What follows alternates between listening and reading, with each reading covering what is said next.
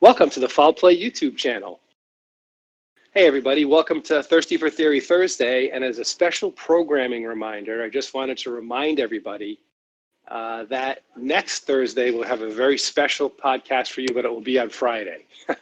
So we'll have Thirsty for Theory Thursday on Friday next week.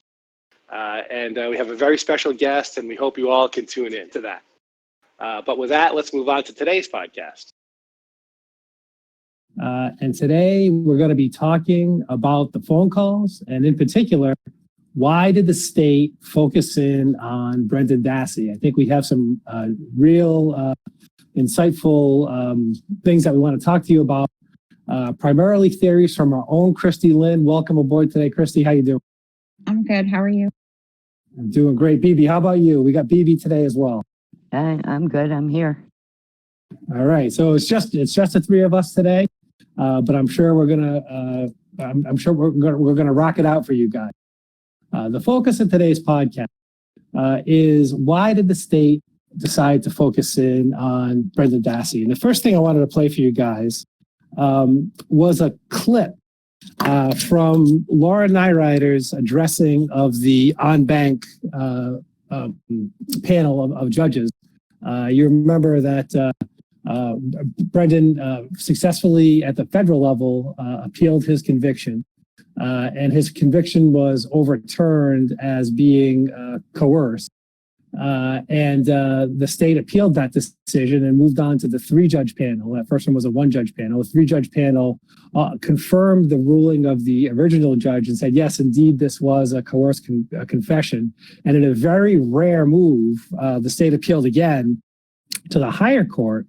And it was heard by what's called an Banc panel, which is a meeting of all 7 judges of the appeals court, that was the one where finally the state got their wish, and Brendan's confession was ruled admissible. His conviction stood, and the U.S. Supreme Court didn't hear it.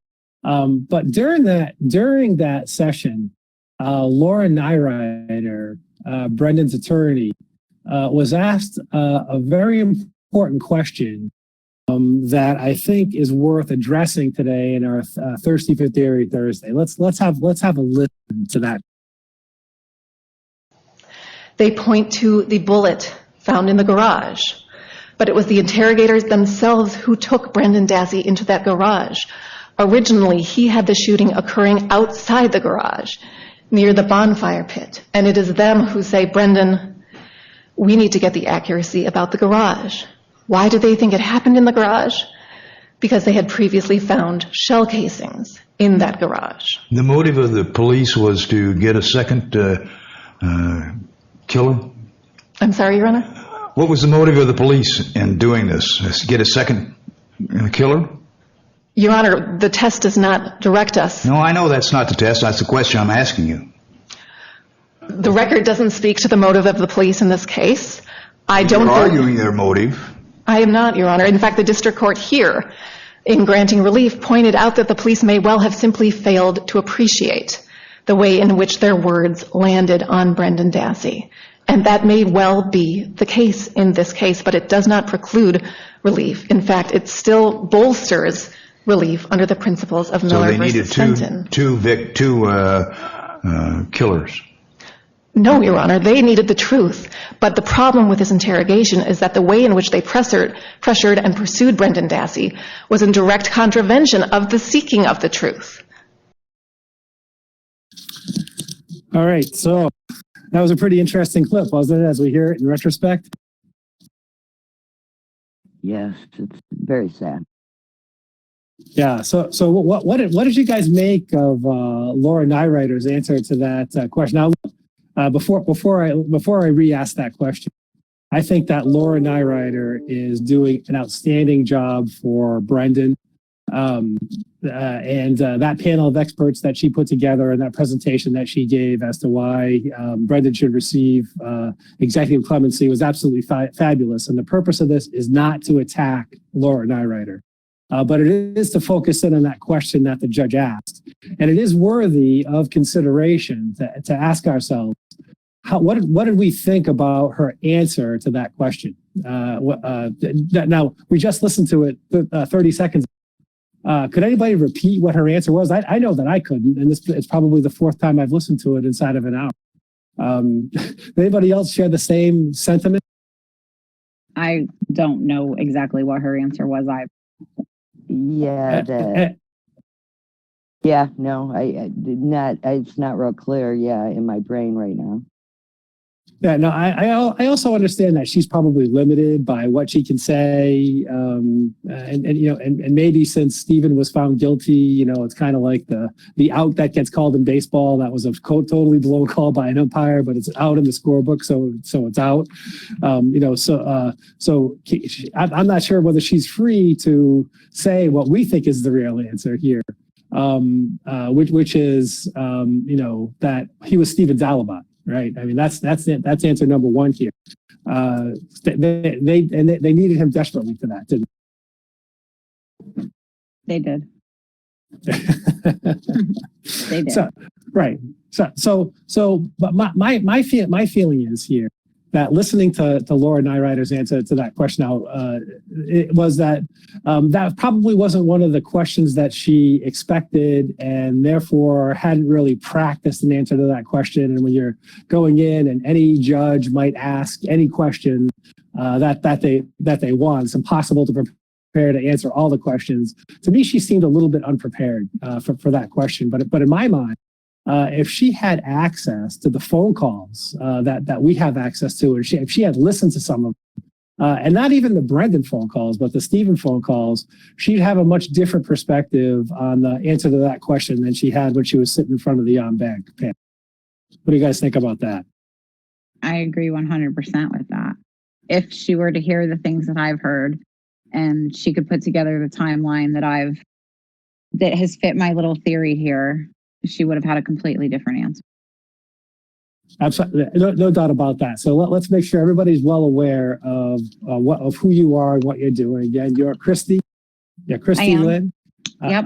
And I think you've been getting a lot of positive press in the making a murder community, as I like to call it, because you're one of the very few people that's sitting down and very painstakingly listening to every second of every call that's being made, and you're documenting these calls in a spreadsheet and making that spreadsheet generally available for public consumption. Can you tell everybody what they need to do to go if they want it for themselves? There will be a link posted in this podcast. It's on a Google Drive. Zoe helped facilitate that. I did not do that. She put it into that Google Sheets spread drive, or Google Sheets spreadsheet, whatever it is, I'm not even sure, and made it so that everybody could see it. You can find it posted in Discord. It's posted in Facebook, and the Facebook group MAM Gossip. It's posted on Twitter in several different places. You can follow me there. It's Kristi24741, I believe. I just recently also made my profile picture the same across the board so that people could find me easier. But yes, I have listened to almost all the calls, and yes, I have summarized them. I'm sure I missed things. It's very hard to listen to every painstaking second. You do lose focus. You do lose train of thought. They are all over the place. But you do pick up a lot of things. And I think I can tell a little bit of a backstory with these now that I couldn't before. Right. So as I think what the focus of this podcast is going to be answering that question that was posed by that judge to Laura Nyrider. And I think we're all acquainted with the theory that says Brendan was Steven's accomplice. Why don't you give the listeners just sort of a 1 minute overview of what your theory is, and then we'll present them our evidence. Okay. In these calls, we know they were listening to them. They were listening to them the same way I'm listening. Steven talks repeatedly about how Brendan was there, and Brendan was there. Brendan was at the fire with him. He has a conversation with Chuck at some point that we're going to play in a little bit, where he says, if there was a body in the fire, Brendan would have seen it. Brendan was there. Steven talks about Bobby Dassey shooting the guns off in the yard and Steven picking up the shell casings, tossing them into the lodge. He talks about that back in November. The investigators had everything they needed to find what they needed to find, to plant what they needed to plant, and then just get Brendan to walk them through the parts of the yard they needed to go to justify their planted evidence. They had it all. Okay, and part two of the theory. Part two of the theory is the reason they went after Brendan was in the background. Steven was attempting to get out on bail. His bail was originally set for $500,000. Ken Kratz had asked for $1 million. Steven tried to get it reduced. The judge agrees to consider a property bond. The Avery family chases their tails for several weeks, getting together all the paperwork to make the property bond go through. Ken Kratz is in the background doing a couple different things. He tries to stop Steven from hiring Dean Strang. He tries to do everything he can to stop Steven's efforts. He fights the bond. He wants it higher. Kristi, when you say stop Steven's efforts, what you're talking specifically about is Steven's efforts to essentially post bail to get out of jail Correct. Before the trial. Yeah. Correct. Yeah. Correct. He's trying to stop Steven's effort to get out. He's doing everything he can to make sure Steven doesn't get out of there. On Friday, February 24th, Dean Strang has all the paperwork and he submits it, and Steven is excited. They should hear on Monday when the hearing will be to see if the judge will accept the property bond. And 6 p.m. that Monday is when we find out that Brendan's with law enforcement. I believe that Ken Kratz used Brendan as his last-ditch attempt to make sure Steven did not get out on that property bond, because with Brendan's story and his involvement with Steven, it brought more charges against Steven, and Ken Kratz pretty much solidified Steven would not get out on bail once Brendan's story was told to the public. And he was right about that. He was very much. He was right very about right about that. He was very right about that. And we can't forget about that excellent press conference that he had too. That was pretty well surmised his prosecutorial misconduct, where he talked about the pools of blood and the evidence against him, and all that conspired to make sure that Steven stayed right where he belonged. And we'll talk a little bit about more as we go through the calls. And I'd say the number three reason as to why Brendan was because he'd admit to the Lindbergh kidnapping if you pressed him on it hard enough, even though it happened in 1928. Right. Brendan would have. I believe Brendan would have told them anything they wanted to hear. He was just worried about getting back to school because of his project being due. Yes, he just wanted to get back to school. You could tell by I'm not a body language expert by any means whatsoever, but you could tell by the position that kid is in, sitting in that interrogation room with those investigators, that he's very uncomfortable, wants nothing more than to be out of there. They put him in a corner, literally. And he says not only does he want to get back to his class, they tell him, you're not going back to your class. We're police officers. You just admitted to rape and murder. You're going to prison. And he says, well, for how long? Like a day? He has no idea what. It's very sad. It's a nervous laugh. I apologize for doing it. He just had. Yeah, it's not a humorous laugh at all. I get it. It's a sad situation. Brendan didn't understand what was going on. He even says to Barbara at some point, it's talked about in these calls, that he immediately told Barbara that the investigators told him a story and made him write it down. That's what he said. It's sad. And even some of those calls he makes to Barb, the one where he says some of it was after Wiegert and Fassbender tell him, I can't help you unless you do this, and you got to tell your mother this, right? She better hear it from you before she hears it from us. And of course, for some reason, Brendan is convinced that he has to do this, or else he might stay in jail. Right? He's scared shitless, the poor kid. He is. So he calls Barb, and he doesn't want to say anything he did. Is some of it. He's confessing to his mother, as he said he would do to Wiegert and Fassbender, because he does not have any adult supervision or any legal supervision. thanks to Len Meow Kaczynski. Okay. Phoebe, you have any comments on all this? I mean, it's very painful to talk. This is, Brendan's case is so sad. It's so tragic. Yeah, it's tragic. It really is. I feel really bad. I feel our best bet is to basically help Steve most of the time because Brendan is out of recourse, you know. Yeah. There's no physical evidence that's responsible for his conviction. So even if they find new evidence, what's that supposed to overturn? The jury didn't see any forensic evidence against them because they're. Yeah, I just hope we find enough on Steve that it somehow helps Brendan. You know, you think it might. I would hope. Yeah. Okay, so turning back to the calls, that's the reason why I wanted to have this podcast to give people insight as to what in the calls is backing up our theories that we just went through. The first one I want to play real quick is Steven. This is call 15 that you're going to talk about. It was at November 13th. And Steven is talking to Barbara, and he has an insight that we now recognize pretty well. And here it is. That's got to do something with the two with Wendy. Yeah. Yeah. So how much are these calls from there? I don't know. Mm. I don't know.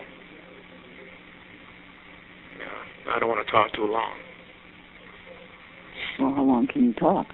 I don't know. Mm. You figure about Ireland, I talked to at least half an hour. Really? Yeah. Mm. I got a hunch they ain't got no limit on it, on this one. Oh. No, they want me to talk. Mm. What do you think about that? I remember thinking that a couple calls before he said it. I remember making that note after like the 5th or 6th call, saying how odd it was that there was no time limit on these calls. None. Yeah, now we know, for example, BB, how long is he allowed to talk for when he calls Jody? And I'm talking about when he's in prison. What are Jody's calls limited to? Is it 15? It seems to be like around the 15-minute mark. And I think she's only allowed a couple a day. Yeah. And in Ma'am, after Steven is finally convicted, and Steven is talking to Laura, Riccardi, and whatnot, I believe those calls are also time limited to 15 minutes. I'm not sure. I know where he's at right now. I believe he has a 20-minute time limit where he is right now. I'm not sure about before, but it's still just very odd that there's no time limit. I've never heard of there not being a time limit. And I could be wrong. Maybe this is common in some places. I've never heard of a jail or a prison having no time limit. Well, and he's in there alone. He's in there alone, and no other criminals are in there with him. And he seems to be able to make phone call after phone call after phone call, 5, 6, 10 a day, whatever. Mm-hmm. Right. And until he gets in a fight with Jody, right? And you can learn this from the call. He gets in a fight with Jody. And Jody says back to him, oh, you only talk like this when you're trying to show off to somebody that's right in front of you, right? And what happened? It's like within a couple of, he's got to sell me, right? Yes. because they're just doing whatever they can to maximize the chaos in his life. They probably felt by that time that call is way off in like March.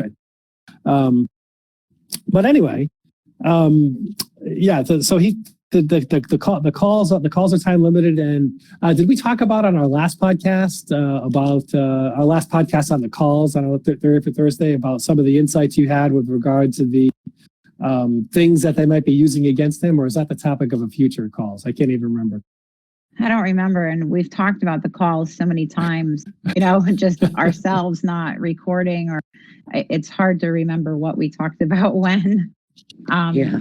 And they all blend together after a while. And I've literally been eating, sleeping, and breathing them for how long now? And writing them. Yeah. And writing them and typing them and reading them and reading them and going back to make sure I heard something. Yeah. Yeah. It's been a job. It has been, and the community owes you for this. So thank you. Oh no, nobody owes me anything. I'm happy to share this. I appreciate the support I've gotten from people. I had no idea as many people would read them as I had no idea that many people would use. I really didn't. Think she deserves a medal. Thank you. It was really done for us, personal reference, and then it just became something so much bigger. So I'm glad people are using them. And if I miss something you want to add to them, message me. I'll handle it.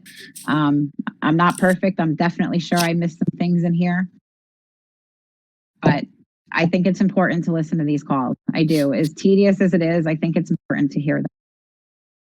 It really does put you sort of in the mindset that Steven must have had, and to some extent, he's well aware of what the state was trying to do against him as well, right? So it kind of gives you an idea of the it's almost a back and forth kind of tennis match that he's playing with the state at the time. I wouldn't even call it a tennis match because he was his intelligence level. Although he knew what was going on, his ability to comprehend the enormity and to accurately react to it. He was very hot-headed in the way he reacted. We hear him talk to news reporters. He should not have been telling his story. And that hurt him, but he was well aware of what was going on, and it's very hard. Some of those calls are very hard. You can hear the pain. You can hear his frustration. You can hear it all, and it is difficult to listen to. It is difficult to separate it and not feel it with him. Do you know what I mean? Yeah, I do. My listening of the calls, which I listen to the ones that you say are important and some extras besides that, but certainly not all of them. Was that he very much had what I would consider the upper hand, if you will, prior to Brendan's confession. I mean, people to me, it seemed like there were a lot of people who thought the RAV was really fishy. A lot of people who, there was no bullet at the time. I don't think there was a hood latch swab at the time because Brendan didn't tell anybody about going under the hood. So what they really had was the RAV and the blood on the RAV and the bones, and people were like, where'd these things come from? And they had some really questionable issues about how the evidence was handled. So in my mind, without the Brendan confession, the state doesn't have a very good case because of some of the fishiness. And I felt like he had the upper hand, and then the Brendan confession comes and it's just whomp. I mean, even this, as ludicrous as it is, his hindsight tells us that it was extremely impactful. I agree with you. I totally agree with you. They had enough to put up reasonable doubt at that point. Brendan's confession threw out a lot of their chances to convince people of reasonable doubt because Brendan's confession was so graphic, and Ken Kratz did such an amazing job portraying that for the public that a lot of people that thought Steven was innocent flipped in that very moment. And you hear that with a call that he has with Raleigh Johnson. Raleigh Johnson was big time supporter. He's a very good friend of the family. He's not related to the family. He is a very good friend of the family's. You hear Steven talk to him. Raleigh's behind him 100%. Raleigh's tone completely changes the next phone call after Brendan's confession has been made public. And that was happening in a lot of places. A lot of people were changing their mind. There was somebody Dolores talks about outside of the courthouse that was always telling her, Steven's innocent, Steven's innocent, Steven's innocent. The next time she sees that individual, I'm unclear if he's a police officer or a reporter. I'm unclear exactly what this person is, but she sees him on the news later, the exact same person, and he's saying how Steven Avery should rot or he's guilty or whatever he says, but it's just proof that people were changing and flipping on him instantly once Brendan's confession came out. Well, not only the general public, but at times his own family. Yes. Yeah. Yeah, that was even worse for Steven, wasn't it? Because it matters to Steven very much how the people he wants to love and trust Respect him, you and- know, yeah. he wants them to believe in him. Yeah, and I think it's a lot of ways it's the way Alan raised him. I mean, there's a call where Alan berates Earl, where he tells him, "Look," or he tells him, "It doesn't help anything to make trouble inside the family." You know, that's the way the Averys are. They're kind of a tight knit bunch, despite the fact they holler and scream at each other. And I've said that before. Their bond is amazing. Their bond really is amazing. It might be on the dysfunctional side of amazing, but it's amazing. They love each other. They're there for each other. I have a dysfunctional family, and I wish my family cared about one another the way the Averys do. I'll say that. Yeah, and back to your other point, you know, I think, you know, in any type of public opinion survey, there's people who are on one side of the issue, there's people who are on the other side of the issue, and there's people who are on the fence, right? And like most things, most people want to hear a little bit more because you can't convince anybody of everything. If you do something that's so dramatic that you're convincing people, you know, that are on one side to flip, you're taking everybody that's on the fence with you, right? So that's the scope of that sweeping move is if you can convert the people on the fence, then you've done a good job. So well done, Ken Kratz. Too bad you lost your law license. Yeah. All right. So the next clip we want to play, we said we'd play this one, and this is one of many. I mean, we probably this is one we're going to play is of Steve talking to his brother Chuck, and that is this one. Okay, so hold on for this one. Looked at it and everything else, and just drove off. And that was by my burning barrel. Well, you know, there ain't nothing wrong with a fire. And it can't be that big anyway. I got the dog coop there, and plus the garage. Yeah, that's right. And plus the tank. LP tank. Yeah.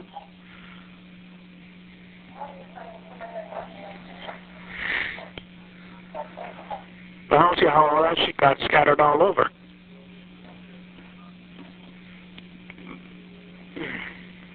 That I don't know. I don't know either. Oh, well. Oh, we'll see after tomorrow. See what the man finds out with that lawyer. Yeah. If there were human bones, they were planted. Oh, of course. And if they were like deer bones or something like that, well, bear would have had them. You know, and buried them. That, otherwise shoot them up. You know. Oh, yeah. Well, I don't know. Because Brendan was over there when I had that fire. Who? Brendan. Yeah. Yeah. Yeah. Because we had Barbara's golf cart. A couple of real interesting tidbits in that phone call, weren't there? Probably started it a little early, but Steven's saying some of the things that we say. Why is he going to have that big of a fire near his propane tank? If in case you guys didn't catch it, his LP tank, liquid propane, and the dog being right there. We're going to have a fire. Yeah, yeah. Not only because you know, just being that close to a hot fire, but you know, if you any people who remember the World Trade Center, they had a lot of search dogs there on 9/11, and those dogs' feet, tremendous amount of damage to the dog's feet because it was so hot. Dogs aren't smart enough to stop when they're not thinking about I'm walking and it's getting hotter. You know what I mean? So there could have been a lot of damage done to his feet. You have a fire hot enough to turn a skeleton into those little tiny remains there. Shards. But I suppose the most important part of that clip was Brendan was there. That's one of many we could have played. I mean, he says to Barb at one point, if I'm guilty, if I'm guilty, your son's guilty too, because he was right there. I don't remember the exact number of that call. But this topic of Brendan being there by the fire comes up I don't know. How many times would you say it comes up, Kristi?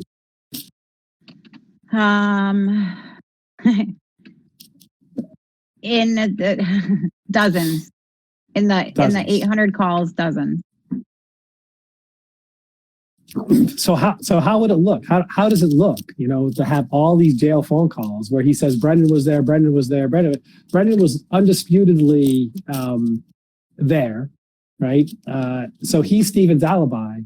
How is it going to look to a jury if Brendan gets on that stand and testifies and says, nope, I didn't see anything in the fire?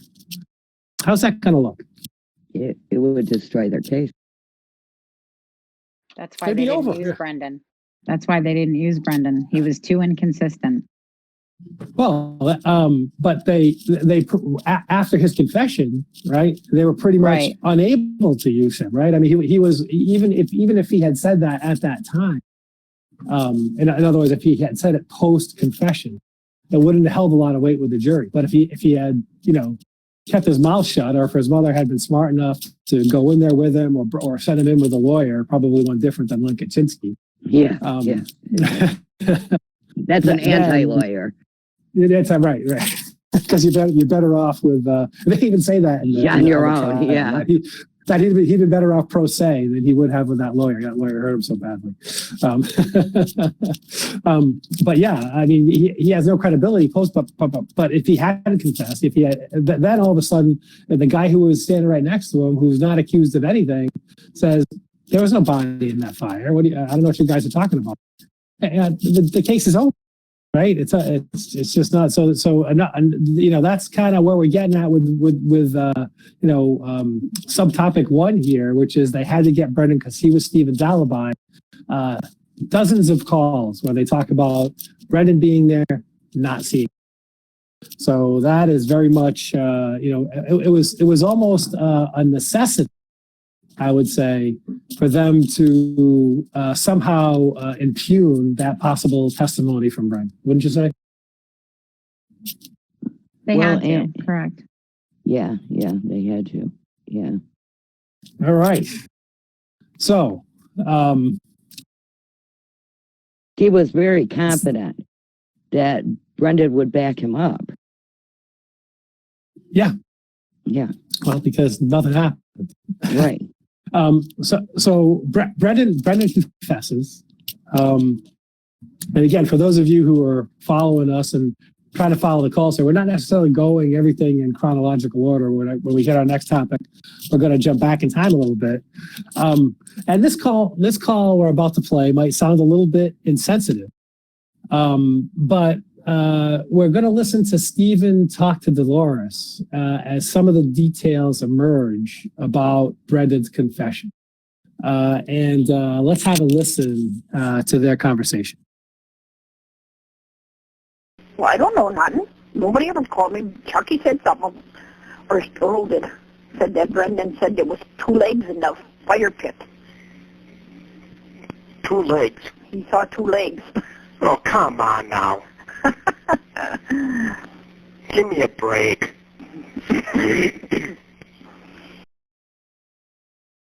So he's very confident. I mean, they literally laughed at it. Steve, come on. I mean, Steven even says that. He says, "Come on now." So it's. I mean, I realize we're talking about as Dr. Silkman said 2 weeks ago in the Saturday podcast. If they're guilty, please let them burn in hell.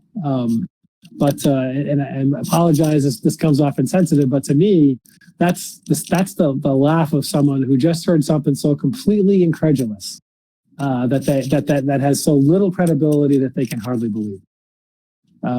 Steve, the Academy Award, yeah, ridiculous, ludicrous, yeah. Not only that, but I think that this is that reaction right there is almost one of the perfect moments to use when a guilter says that, Steven's just a very good liar. That's a genuine reaction. Steven's not shitting his pants. Oh my God, Brendan told him what happened. That's not You know what I mean? That's not a, Yeah. you hear Steven when he talks to Jody, when he's been caught talking to Debbie, or you hear Steven when he's caught in a lie, or when he's caught, you hear him. You hear his reaction. This is not Steven got caught doing anything. This is Steven's reaction to something so ludicrous, because there was absolutely positively no legs in that fire. He never burned Teresa Hallback. He never had any contact with Teresa Hallback after she said goodbye, after she took the pictures. Okay, so that's kind of the story of part one, which is they really needed to impugn Brendan because he was Steven's alibi. Perhaps the more interesting theory, in my mind, the one that you came up with, Kristi, regarding the fact that Steven's bail was progressing, and they use Brendan as something to just completely shut progress on that down. Is just an amazing theory that's well worth getting into and talking about it. So why don't we get into some of the phone calls that start to highlight for the listeners, how you came up with that theory. Well, I mean, it starts way back before. When do you want to play the calls now, or? Well, we can play them as we go. So why don't we start with call number 606, where Steven's talking to Carla Avery. Okay. Carla Chase, excuse me. Yeah. At this point, she still is Carla Avery. Yeah. She's not married yet. Her and Stacey are not married yet, so she is Carla Avery at the point of this phone call. It is call. What did we say? 606. I talked to the lawyer this morning. Yeah, what's up with that? He gets all the paperwork from the public defender this week. You have it already. He put a motion in for bail. So we should hear something on that on Monday. And see what he's going to set it up for. Well, why is that Ken Kratz want another hearing to see if you can switch attorneys? No, I don't think so. Well, that was on the TV the other night. Yeah, I know. But the judge already signed it. No, well, the thing is, you got that money in. You Yeah, don't qualify. Well, no. Plus, I don't want a public defender. No, I know. So that is him calling Carla on Saturday, February 25th. And he has just met with Dean Strang and Jerry Buting, and they had a meeting, and the judge has officially signed the paperwork transferring Eric Loy off of the case and assigning Dean Strang. I'm sorry, Jerry Buting is not here. It's just Dean Strang at this point. And Carla you heard Carla ask about Ken Kratz trying to stop him from changing attorneys. It was one of the things Ken Kratz was trying to do. He didn't want to let Steven be able to use the $240,000 that he had left over from the settlement to be able to hire Dean Strang. Steven theorizes that this is because Ken Kratz and Manitowoc were afraid of Dean Strang. I don't know if that part's true or not. Well, I just find it very interesting that the Hallbacks had filed a civil suit against Steven, if I'm not mistaken, right? Similar to what the Nicole Brown Simpson's parents did against O.J. Simpson, a wrongful death kind of suit. Correct. They wanted to try to freeze that money. They wanted to try to freeze that money. Yep. And does anybody remember who the judge was for the Hallbacks that did that? Flowers, wasn't it? It was Judge Flowers, Judge Angie. Well, she was the one that, and I think the Hallbacks just wanted to drop the suit at one point, and Judge Angie said no, wouldn't let him. What the hell is that? But she's not Kratz's buddy. That's it. Zollner had put in one of her motions for post-conviction relief that she should recuse herself because she's buddies with Kratz from some board or some such. And isn't this sort of speak to that cronyism, the fact that as Steven wants to use that money to hire new lawyers, Judge Sukowitz is working behind the scenes, not even letting the Hallbacks who want to drop the case.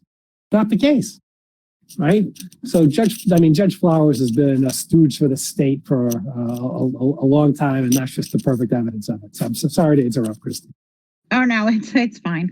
I do think it was odd that they were able to file a wrongful death suit way before Steven was ever convicted. I mean, I thought that was a little ludicrous. I mean, how is that even allowed? I'm not. Yeah, well, Judge Angie let it happen, right? Hey, no problem here, Judge Angie. Let's go. It blew my mind that it was even. I don't. How do you? Whatever. I'm not a lawyer. I just really feel like I lost my train of thought now. I just really feel like Ken Kratz was in the background working to stop Steven from getting out of there. He was doing everything he can. He tried to stop him from changing Dean Strang. He tried to have the bond higher. He didn't want to accept Avery salvage yard. He went as far as to question the value of Avery salvage yard, saying that the salvage yard wasn't going to be worth anything because the ground was contaminated. So, the state didn't even want it as, property because it would cost them more to fix it than it was worth or something like that. I believe you have the call where Alan starts yelling about he has the DNR reports. His soil is not contaminated. Alan's always good for some comic relief. He's got a few good ones in the calls. I do love before I play that, I wanted to echo one of the sentiments that you told that you said to me a long time ago that didn't hit me until you told me, and that is some of my favorite calls are the ones where Steven talks to Carla and Stacy, and that's because Stacy is just so positive and always makes Steven feel really good about the things he says and the support that he gives him. So if they're subscribers, you guys are.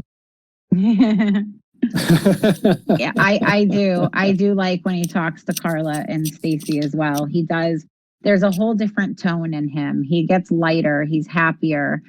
Stacy he talks to Stacy more than he talks to Carla, I'd have to say, I think. Carla works, Stacy's home at the hours Steven calls. And Steven's just really positive and upbeat. And it just feels like they had a good relationship. And even the way he talks to Carla, you can tell this isn't like a typical niece uncle relationship. They were friends too. They had a good bond, and it's good to hear him talk to them.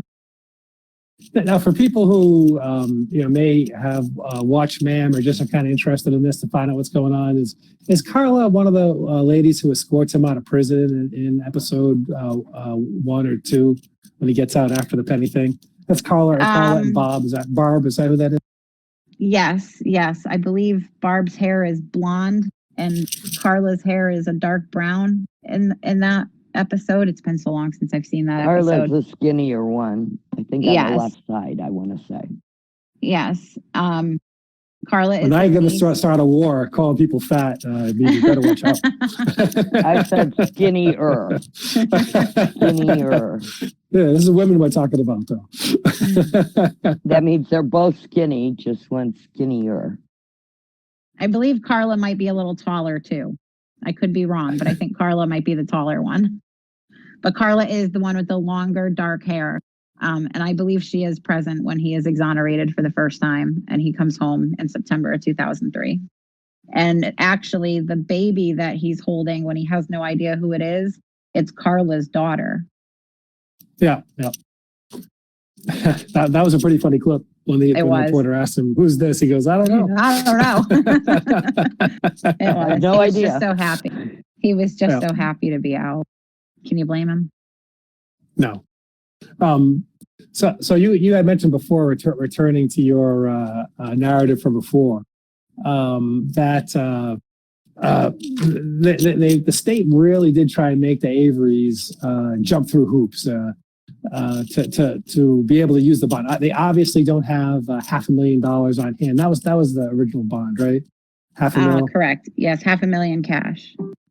So and that maybe BB, that you were telling me, I think it was you, about the laws of Wisconsin where bail bondsmen are illegal. Yeah, there are no bail bonds, but I don't know how long it's been that way, but I had a nephew in jail here, and we tried to look around to see if we could get him out, you know, without having to pay his whole thing. And there are none here.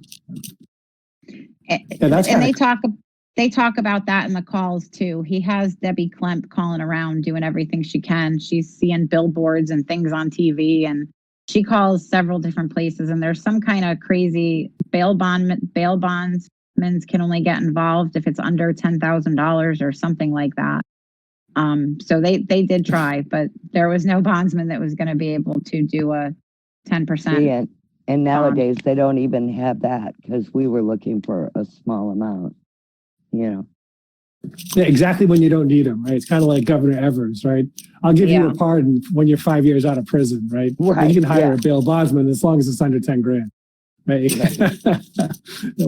That's some great laws you got going on there in Wisconsin, DB. Yeah. I shouldn't blame you though. It's wonderful, yeah. So as Kristi mentioned, one of the things that they tried to hold up against the Averys was that the land was somehow contaminated. Yes. And so we have Alan had an investigation done by the Department of Natural Resources, and here's this conversation with Steve about that. It's a quick one. And I know you had in the paper that son of a bitch that about our property would be contaminated, you know. Yeah.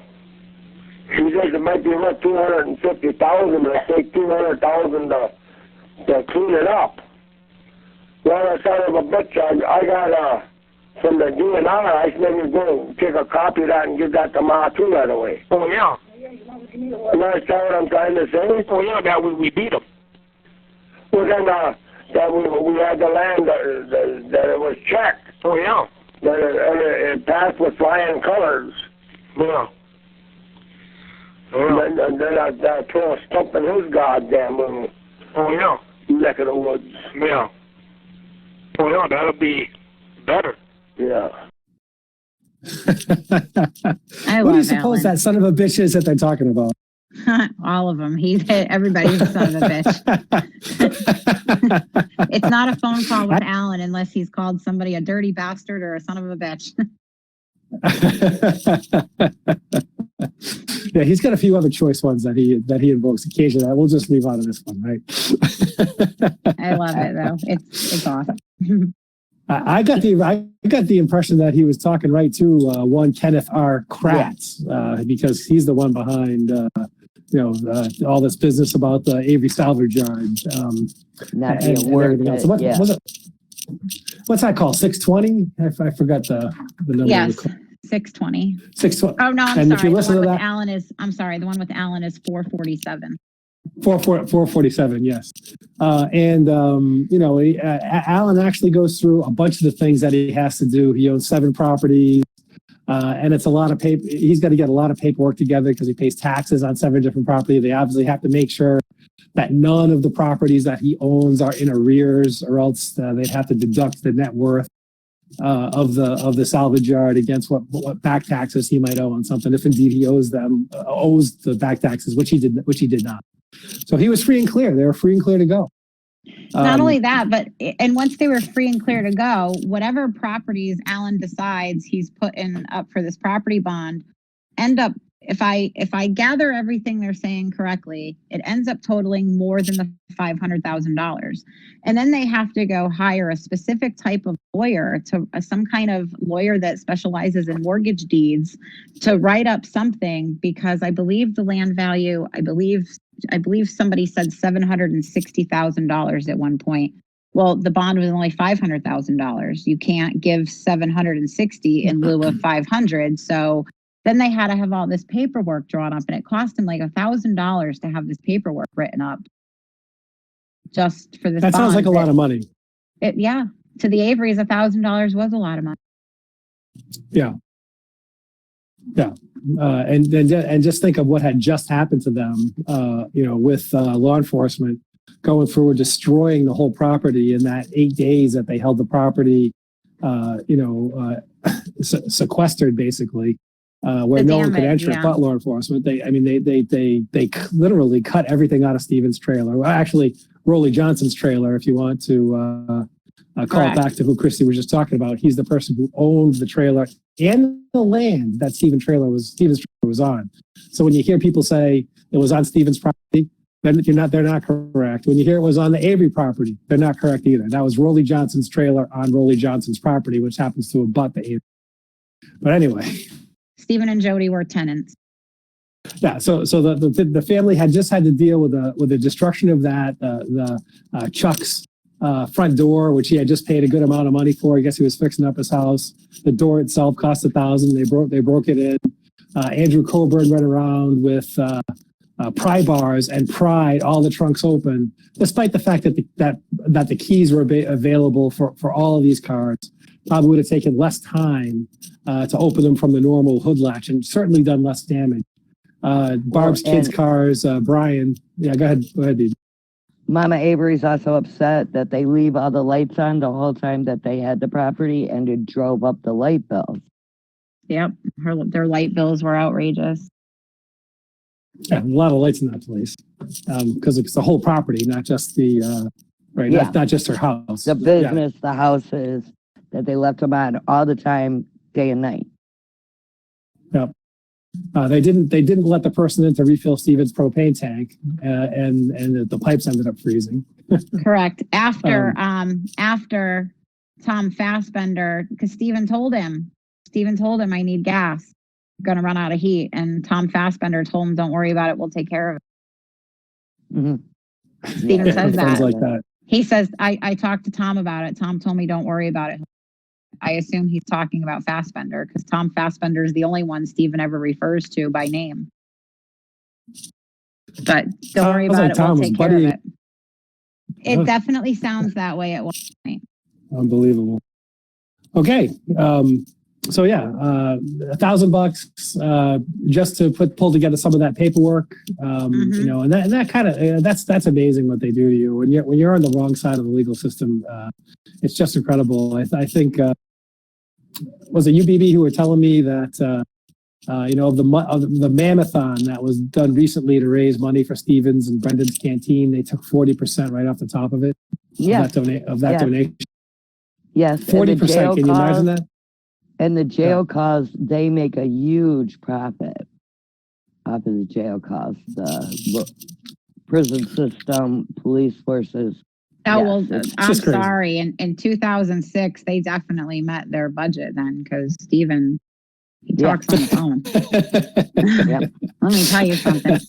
And I just want to point out again, it is $4.70 to connect these calls. Just to connect the call is $4.70, and then it's 49 cents a minute. It's a lot of money. It's a lot of money. And you know, Steven, the math genius, at one point says that it's cheaper to call back than to stay connected. He does. He says that it's cheaper to hang up and have 2 20-minute phone calls than it is to have a 40-minute phone call or something to that effect. And I'm just like, oh my God. Help. Please don't hang up that phone, Steven. Please don't. Damn it, he hung up the phone. This is your criminal mastermind, people. Guilters. Yeah. I mean, you know, and I just wanna point out one more thing with Ken Kratz, because I forget that you guys know, but not everybody else knows. I've also had the pleasure of reading his book. If you read that book, if you read that book, you get a glimpse into his true narcissistic tendencies and his jealousy. Ken Kratz, when this case got put on his desk, when this case was handed to him and he was assigned, and you know he's proud of it because of the way he says it. He's not, and I almost wanted to correct you when you did something the other day, Jeff, because you said something about state prosecutor, and I just wanted to cut you off and say special district attorney, because that's what he was. He was a special district attorney. When he was assigned to this case, this was everything. This was his career. This was his defining moment. And he was going to win at all costs. And I think that reading that book might have been why I was able to, or maybe I'm seeing something that's not there. Maybe he wasn't really trying to stop Steven's property bond, but because I read his book, it's what I see. I see what he was doing now, because he talks in his book about this was the case of his lifetime. He blames this case on his drug addiction. this case is the reason he became a drug addict and a sexter. It's Steven Avery's fault. This case, sure, that will do it. The glory and the glory and the adrenaline and the high he got trying Steven Avery was something he continued to chase. And that's why I believe he really did. He pulled out all the punches. He did everything he could to win this case, even lying, manipulating.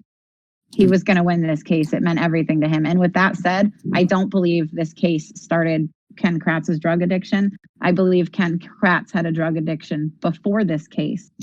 And I believe that Ken Kratz's behavior throughout this case proves that he had some type of drug addiction while this case was going on. His press conference to the media was not something a sane, reputable special district attorney should have done. Right. Absolutely not. Yeah, and what about the sexting? I mean, that's not something that you just do one time, right? That's something you have to sort of progress to that level of aggression. And there's more than one complaint, right? So he tries to put it out on Twitter that I made one mistake, and that's a bunch of BS. Consecutively over and over again. Yeah, no, it was there was numerous, and I don't remember all the details, but there's even accusations that never made light that we don't know about, that unfounded. I forget where that slip up is. I'm sure we'll do a podcast based on Ken Kratz at some point, but there is a reference somewhere about ones that were all quote unquote unfounded. Well, and somebody had mailed Mama Avery from some other Gerald county. Gerald. Stevens, a man in Stevens Point. I forgot all about him. Thank you. There's another one later on, BB. There's three altogether. There's Gerald, who is from Stevens Point. He is the one who keeps mailing stuff to both Stephen and Dolores about Ken Kratz and his corruption and shady things that he's involved in. It's not really clear what's in these papers, just that they're all about Kratz. There's another woman who has a story about the things that Ken Kratz did caused her husband to have a heart attack. And there's another man that they try to get in touch with on the phone that I believe somebody does at some point named Dolan that supposedly has some kind of information on Ken Kratz. Maybe we could get some of them clippings through like Cappers. Maybe to find somebody that does. Yeah. One of the newspaper experts. That's not me. Yeah. That's not me. We have a pretty extensive team though at Foul Play. A lot of people have a lot of different expertise on different things, right? Some people know they know about the newspapers. Some people are experts at sexting domestic abuse victims. So people have their levels of their different expertise. And working with Millbilly's team, and it really helped us put together a really good research department. Oh, absolutely. If you haven't subscribed to Millbilly's channel, please do it. He has gone through the dispatch calls one by one, still continues to listen to them to this day, and grabs information out of them. So take a tune over to take a turn and listen to his channel as well. And if you have research to offer, you can always join us also in our Foul Play Discord and help us out. Absolutely, yeah. There's plenty of stuff to research. Well, that's about all the time we have for today, so I think we're probably going to end it here. Don't forget that next week on Friday, we have a very special guest with us. And then it will be the following Thursday after that we'll continue with part 4 of the calls. And we'll get more deeply into the theory regarding the property bond and the timing associated with Brendan's coercion. So we hope you join us for those two events, and we look forward to see you at that time. This has been a Foul Play production.